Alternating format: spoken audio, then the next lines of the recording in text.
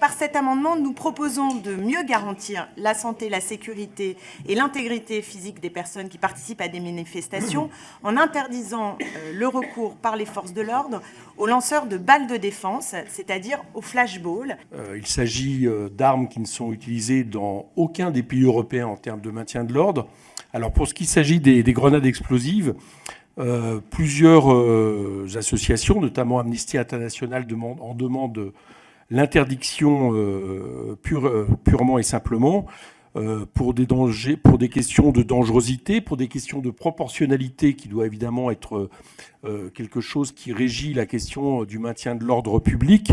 Et je rappelle que lors des événements récents, en dehors de la question des tirs tendus de LBD, il y a eu aussi de nombreux blessés dus notamment à l'utilisation de ces grenades explosives, notamment en l'air. Donc pour toutes ces raisons, nous en demandons l'interdiction dans les situations d'ordre public de manifestation.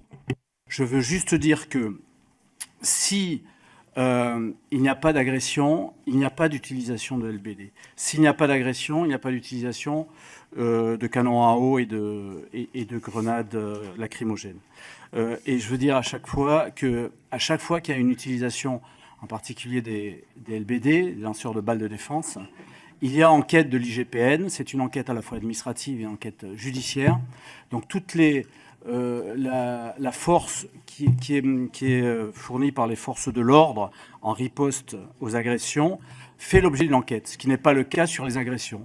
Comme nous, vous voyez les images, et M. Fauvergue est largement contredit par ces images où on voit des manifestants qui ne menacent pas des policiers, puisque je vous rappelle que le LBD doit être utilisé en cas de légitime défense, effectivement pour ne pas utiliser une arme de tir, mais qui se retrouvent blessés gravement, j'allais dire, sans menacer des policiers. Est-ce que vous avez pris la mesure des violences qui sont aujourd'hui commises il ne s'agit pas de qualifier l'ensemble des policiers ou de jeter l'opprobre sur les policiers, mais nous avons vu circuler de très nombreuses vidéos. Nous avons des cas de blessés graves du côté des manifestants. Et j'entends bien qu'aucun de nos amendements ne semble recevoir votre assentiment.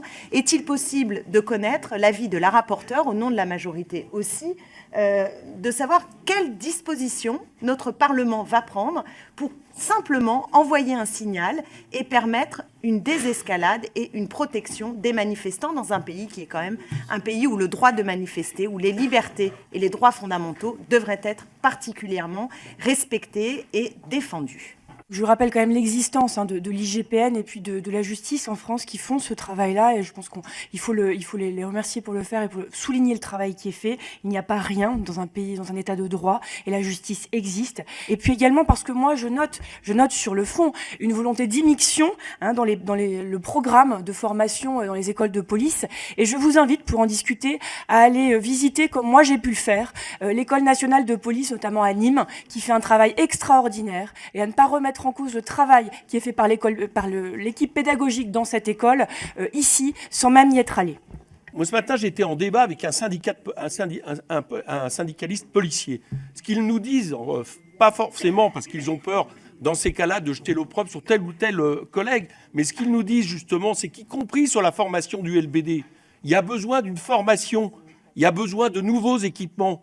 Donc, ce que vous nous dites, qui laisserait en penser que tout va bien, dans le meilleur des mondes, par rapport aux gestions du maintien de l'ordre, si c'était le cas, nous n'aurions pas le bilan que nous avons aujourd'hui. Et donc, ça veut dire que même pour les policiers en premier lieu, parce qu'eux-mêmes sont en première ligne là-dessus, il y a besoin effectivement de réfléchir à ça à partir du moment où on utilise des armes, j'allais dire, de plus en plus dangereuses pour le maintien de l'ordre. Donc, cette réponse est hallucinante. Je vous fais remarquer que ce n'est pas un hasard si ailleurs en Europe, ce n'est pas utilisé. Alors, bref, vous n'allez pas voter l'interdiction, on a compris. Non, mais ça va, Fauvergue. On a compris. C'est bon, vous interviendrez après. Non, mais c'est bon, vous n'avez pas à m'interrompre. Si, c'est vous le président. Bon, alors donc, ah bon, vous pouvez interrompre ? S'il vous plaît, est-ce que vous pouvez ne pas vous interpeller, donc, Monsieur Coquerel, merci de terminer. Monsieur Fauvergue, vous aurez donc, la parole ensuite. Voilà, parce que c'est assez agaçant. Donc, nous répondre que tout est bien et qu'il n'y a pas besoin de formation, bah si, et même les policiers les plus lucides le disent, parce qu'ils se rendent compte qu'après, c'est eux qui se retrouvent les plus en difficulté. Bon, d'accord, on a compris que vous n'aimiez pas la police, et on l'a compris à plusieurs reprises. On l'a compris quand vous faisiez l'objet de perquisitions, mais aussi quand vous la traitiez de police politique. Ce que je voulais vous dire quand même, c'est que la formation dans la police et la gendarmerie, elle existe. Elle existe et elle est remise à jour régulièrement, et en particulier la formation sur les lanceurs de balles de défense, avec un protocole sur l'usage de ces lanceurs de balles de défense. Donc, qu'elle soit ensuite qu'on arrive à progresser là-dessus, je n'en doute pas. D'ailleurs, le ministre, hier, a annoncé que pour tout tireur de lanceur de balles de défense va avoir maintenant une caméra.